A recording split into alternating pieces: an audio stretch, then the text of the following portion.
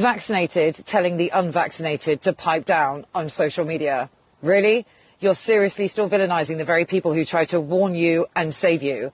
Some are even saying we are fortunate to not be jabbed, as if it was that fucking easy to resist. And history is literally being rewritten by those who surrendered to it. The fact is, the compliant, the vaccinated, enjoyed a multi-year pass from societal exile, yet they currently dominate the victimhood narrative. And my tone has hardened, only because I spent years fighting for the injured and bereaved, and I am sick to death of the gaslighting and the lack of accountability from the vaccinated, which, ironically, is what the injured and bereaved have suffered, and the total erasure of what the unjabbed endured. They tried to force us out of society, but we are still here, the ones consistently fighting this literal satanic globalist agenda.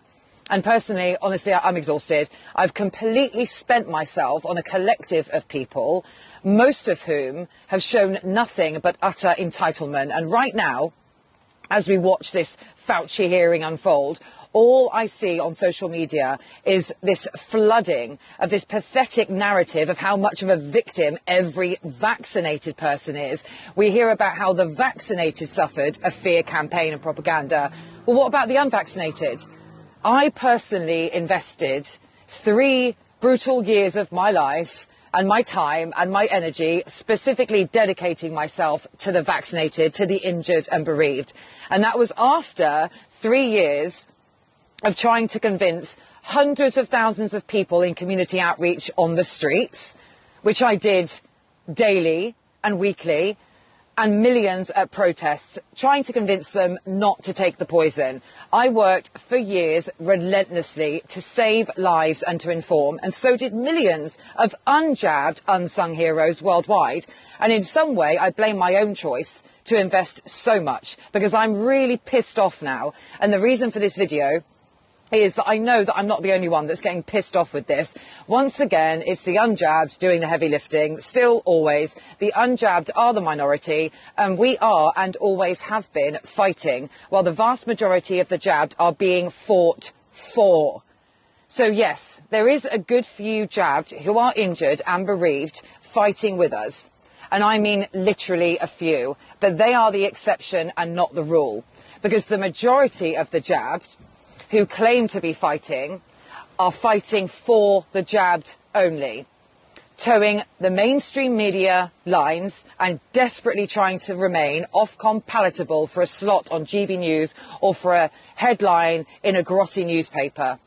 And when you see unjabbed people lashing out online, on social media, just remember, those are the exact people who try to warn you and save your lives for 2 straight years.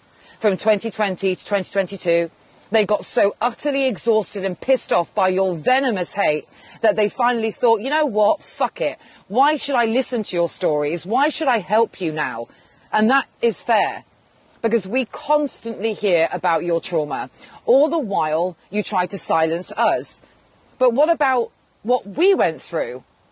Every single bit of truth that's leaking into the mainstream right now, every tiny headline or dripped omission exists solely because of what we, the unjabbed, did and said years ago. It's because of our relentless work that the facade is cracking. So let me ask you, when will the jabbed speak for the unjabbed?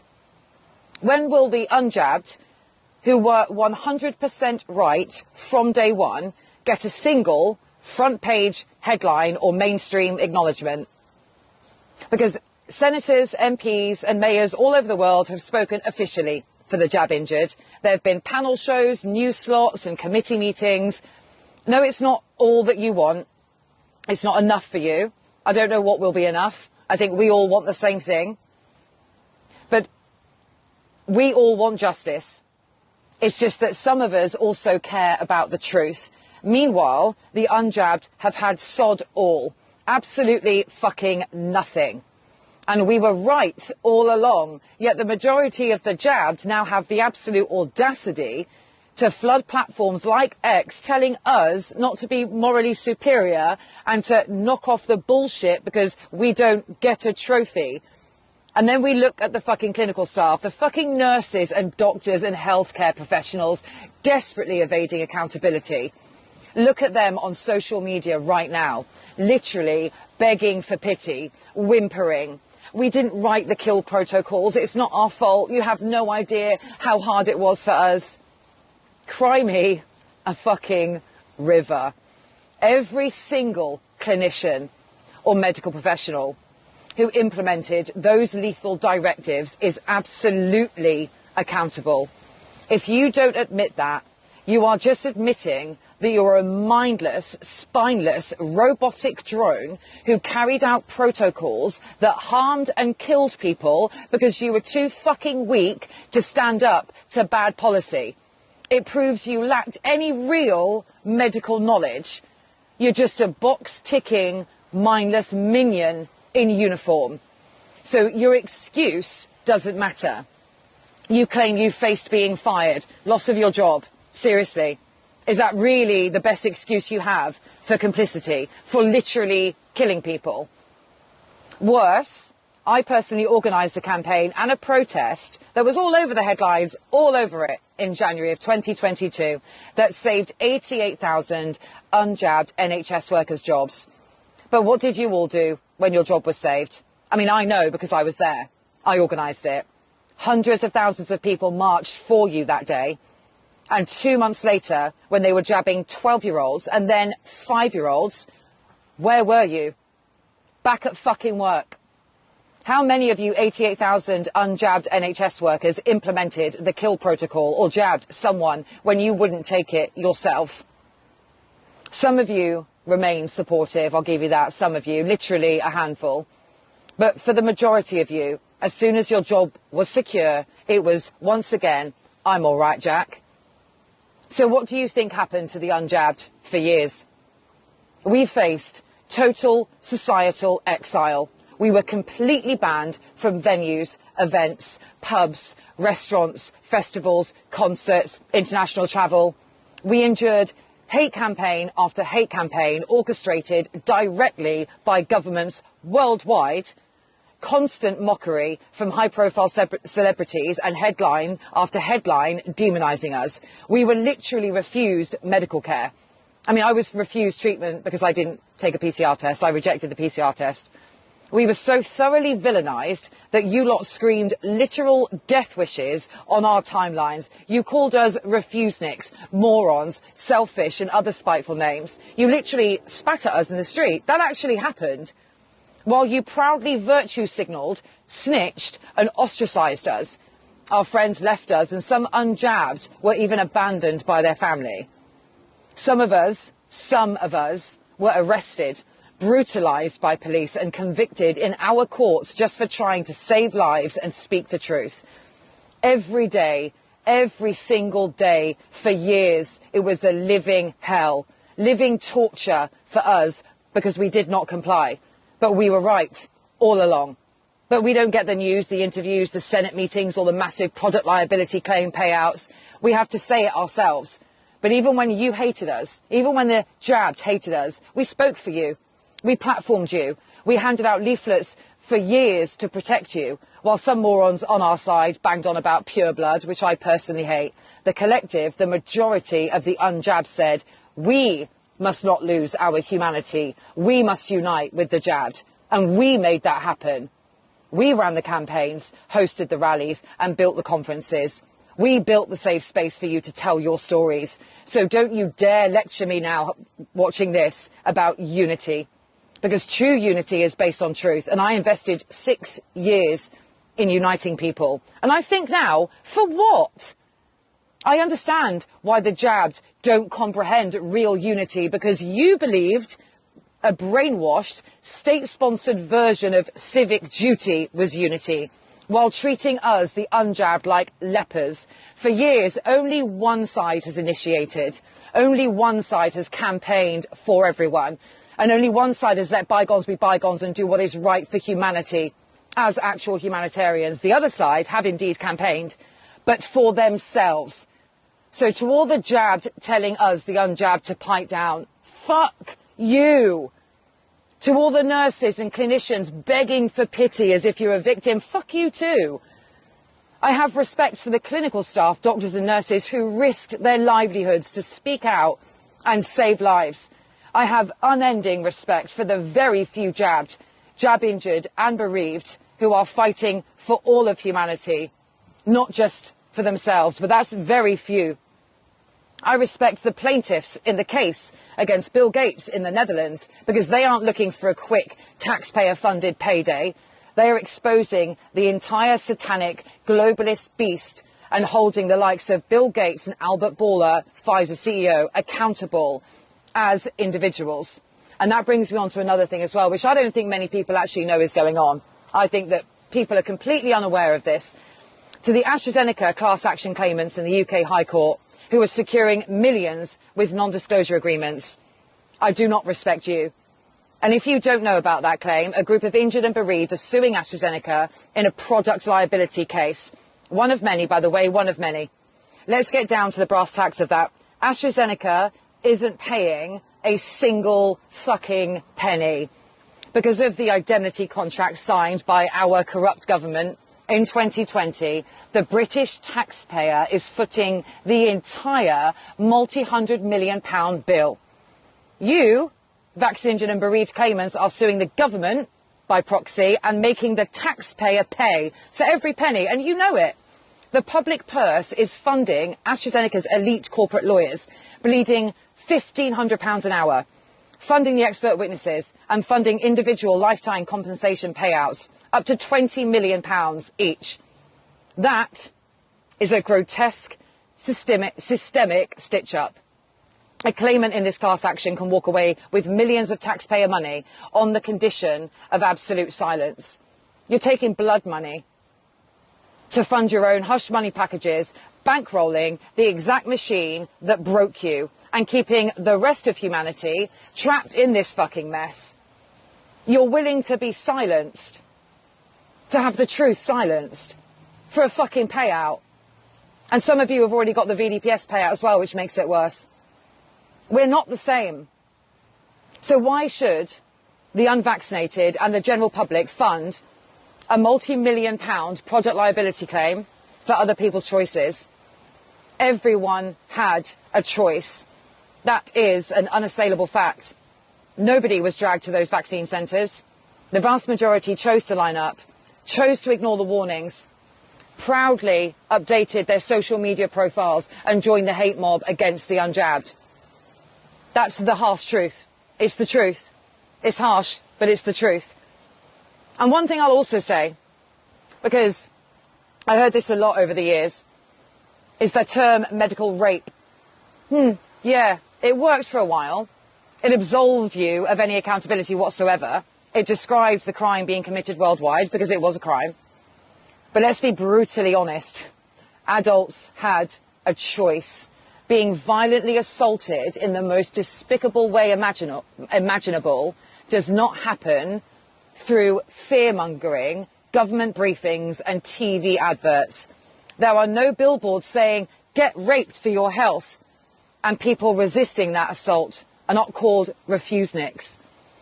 To say that arguing we had a choice is like blaming a rape victim is sickening.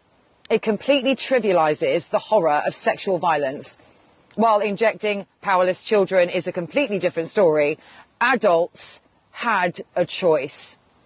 So coining the phrases like medical rape is just word gymnastics. There's a massive line between systemic and psychological coercion and physical, violent, brute force. The jab was not akin to rape. And if you've ever been a victim of rape, you don't need me to tell you the difference. The pressure and the threats were intense. The job losses, social exclusion, no travel, no entry. Yeah, we, the unjabbed, we know we made those sacrifices. The coercion was severe. Yeah, we know. We said no. But unless you were physically beaten and pinned down to be jabbed, it's not the same as rape. Concern and righteous rage about the coercion and autonomy deserves airing. The rape analogy does not. It sickens me. So it's time to face the hard, uncomfortable truth. You had a fucking choice. And in case you didn't know, we all suffered the multi-trillion-dollar campaign. It's just that the jabbed were the ones who didn't face a second of total demonization and social exclusion. Every single one of us was targeted by that psychological warfare. And we are all victims of it, jabbed and unjabbed, not just the ones who chose to comply. But for years, the unjabbed had the absolute roughest ride.